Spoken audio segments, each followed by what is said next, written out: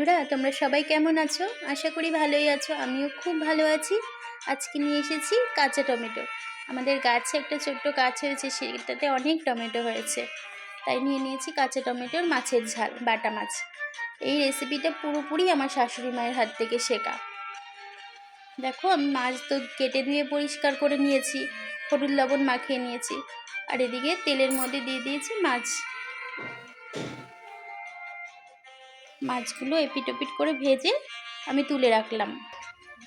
এবার ফোড়নে দিয়ে দিলাম জিরে, শুকনো লঙ্কা আর টমেটো, তারপরে দিয়ে দিলাম কুচিয়ে রাখা পেঁয়াজ, তারপরে স্বাদ মতন লবণ দিয়ে ভালো করে নেড়ে চেড়ে অনেকক্ষণ ধরে একটু নাড়তে হবে বেশিক্ষণ। এবার দিয়ে দিলাম মশলা বাটা। এটার মধ্যে আছে আদা, জিরে আর লঙ্কা আর হলুদ। একটু জল দিয়ে ভালো করে অনেকক্ষণ কষিয়ে নিতাম। দেখো বন্ধুরা, কষানোর পর এবারে স্বাদ মতন একটু চিনি দিয়ে দেবা, তাহলে কালারও আসে, আবার রঙটাও সুন্দর হয়, আবার নরম হয়। দেখো বন্ধুরা, আমার তেলটা ছেড়ে দিয়েছে টমেটোর গা থেকে।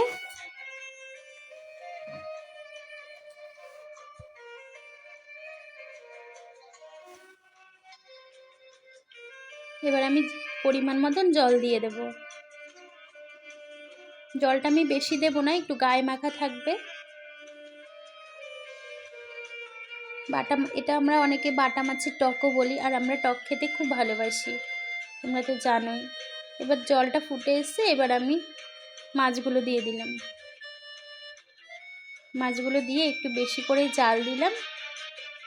জালটা হয়ে এসছে, এবার হালকা আছে একটু ডিম করে রাখলাম।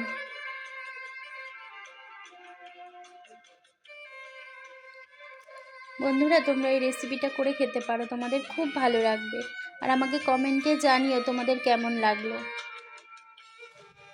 দেখো বন্ধুরা, আমার তো হয়ে এসছে, মাছ হয়ে গেছে। এবার আমি গরম মশলা আর একটু ভেজে রাখা জিরের গুঁড়ো, ধনের গুঁড়ো আমি উপর দিয়ে ছিটিয়ে দিলাম।